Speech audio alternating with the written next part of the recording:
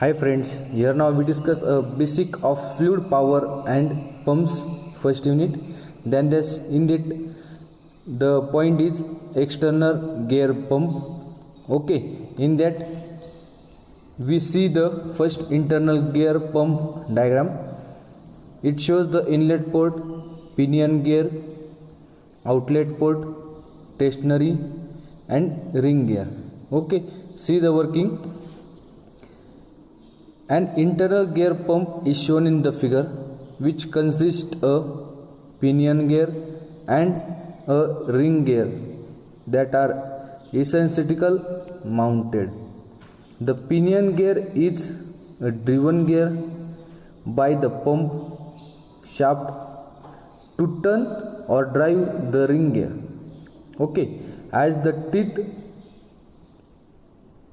comes out to the mesh near the inlet port, the increase of volume create a vacuum along the atmospheric pressure to push the fluid in. Okay, it is then carried out between the teeth of the ring gear around to the outlet port, where the teeth mesh and force out the fluid. The stationary seal the pumping chamber. Okay, the gear pumps are the least efficiency compared to vane and piston type pump. Okay, they are generally the most tolerance of contamination. However, due to the greater clearance between the mating component. Okay, then next working is that the G-rotor pump. The operation, so first see the part. There is a discharge part, then inlet port, G-rotor element, then there is a casing, then there is a female gear rotor.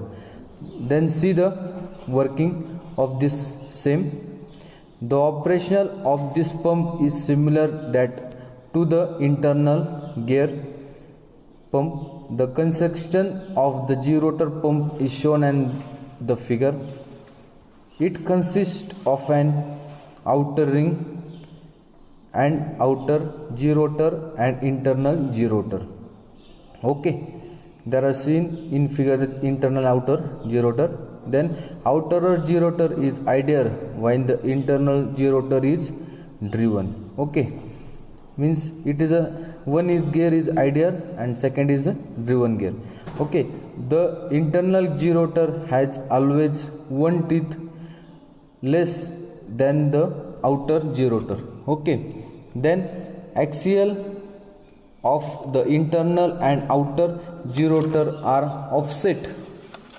Okay, it is has the offset when the number of teeth on the internal or outer G-rotor are 4 or 5 respectively. Okay, for every revolution of the internal G-rotor, the outer G-rotor completes 4/5 or 0.8 revolution only. Okay, in this internal G-rotor draws the outer G-rotor around while they mesh each other. This develops inlet and discharge pumping chamber between the G-rotor loops. Okay, they compare between the G-rotor's loop or J bonds between the G-rotor loops. These tips of the both the G-rotor establish contact to the seal the pumping chamber to avoid leakage. This leakage in this system that can be avoided by pumping chamber. Okay, the volumetric